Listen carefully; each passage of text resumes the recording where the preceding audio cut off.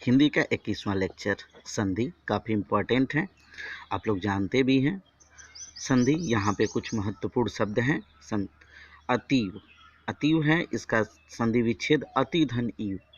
यहाँ पे ई और ई मिलके बड़ी ई हो जाता है, और हम पढ़ा भी चुके हैं दीर्घ स्वर संधि।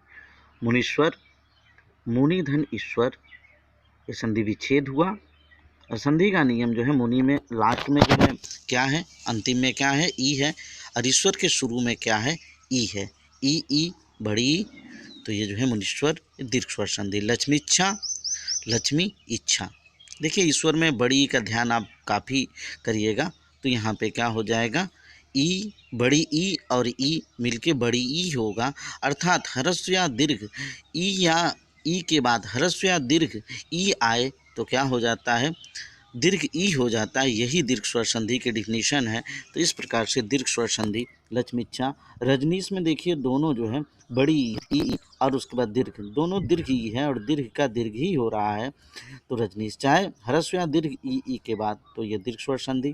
अब आते हैं बेटा, भानु और धन उदय, यहाँ पे छोटा ऊ और छोटा ऊ मिलके बड़ा ऊ हो जा रहा है, भानुदय। यहाँ पे भी अ ई उ री के पश्चात अगर ह्रस्व या दीर्घ अ यू री आए तो दीर्घ स्वर संधि होता है। इसी तरह से सिंधु धन उर्मी सिंधुर्मी हो जाएगा, वधु धन उत्सव वधुत्सव हो जाएगा, भूधन ऊर्जा भूर्जा हो जाएगा। और यहाँ पे उर्मी और ऊर्जा पे ध्यान दीजिएगा कि उर्मी और ऊर्जा में बड़ा ऊ होता है। अब आते हैं गुण संधि।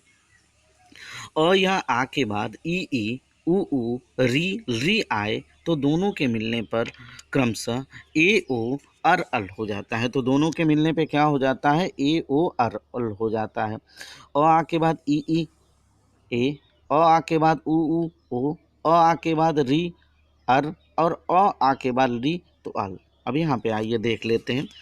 यहाँ पुष्पेंद्र, पुष्पेंद्र, अ का मतलब अ या आ दोनों, और ई का मतलब ई या ई दोनों। तो पुष्पेंद्र में पुष्प में अंतिम वर्ण क्या है, पहले शब्द का अंतिम वर्ण अ है, और इंद्र का जो है दूसरे शब्द का पहला वर्ण क्या है, ई, और ई मिलके क्या हो जाएगा, ए, न और रहेगा न ई रहेगा बल्कि ये रहेगा।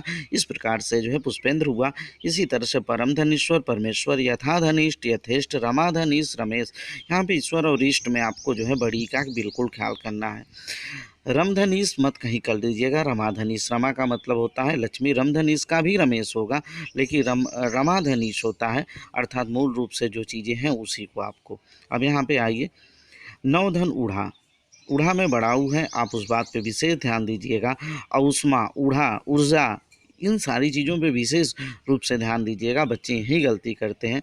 नवधन ऊढ़ा, नौ का जो है पहला शब्द क्या है और ऊढ़ा का जो है नौ का अंतिम शब्द क्या है और ऊढ़ा का पहला शब्द क्या है ऊ। तो पहले शब्द का अंतिम वर्ण, पहले शब्द का अंतिम वर्ण और अंतिम शब्द का पहला वर्ण दोनों का मेल होता है, न अ रहेगा न ऊ रहेगा बल्कि दोनों की जगह पे ओ हो जाएगा, न योढ़ा। इसी प्रकार वीरधन उचित, अ और ऊ दोनों नहीं रहेगा बल्कि ओ हो जाएगा वीरोचित। ये गुण स्वर संधि होती है। महाधन उदधि महोदधि गुण स्वर संधि, महाधन उष्मा महोष्मा।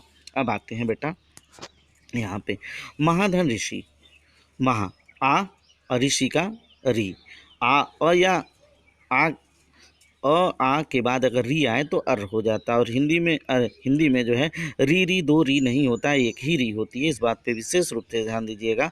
महाधन ऋषि महर्षि गुण स्वर संधि। फिर उसी तरह से तवधन ऋकार, अ के बाद ली आए तो अल हो जाता है, तो तवल लकार गुण स्वर संधि। अब आप लोगों को नेश संधि है, वृद्धि संधि काफ़ी इंपॉर्टेंट है। आ के बाद ए ओ आए तो दोनों के स्थान पे क्रमशः ए और अ हो जाता है। तो गुण संधि में बहुत ध्यान देने वाली बात है, ए ओ अर अल। और उसमें जो है दीर्घ स्वर संधि में ध्यान देने वाली बात है, आ बड़ी बड़ाऊ बड़ी री। और इसमें जो है आय और औ, जहाँ ए और औ मिलेगा उसके बाद दो सार्थक शब्दों से संधि विच्छेद कर लीजिएगा, निस्संदेह आपका जो है ये कंप्लीट हो जाएगा। और इस प्रकार से संधि जो है इसको आप ध्यान से देखिएगा और लूसेंट से बार बार एक्सरसाइज करिएगा। यहाँ पे तो हल्का सा हम लोग फैसिलेटर के रूप में हल्का सा आपको फैसिलेटिंग देते हैं। लूसेंट की किताब जो है काफ़ी परफेक्ट किताब है, उसको चैनल को सब्सक्राइब करिए, शेयर करिए।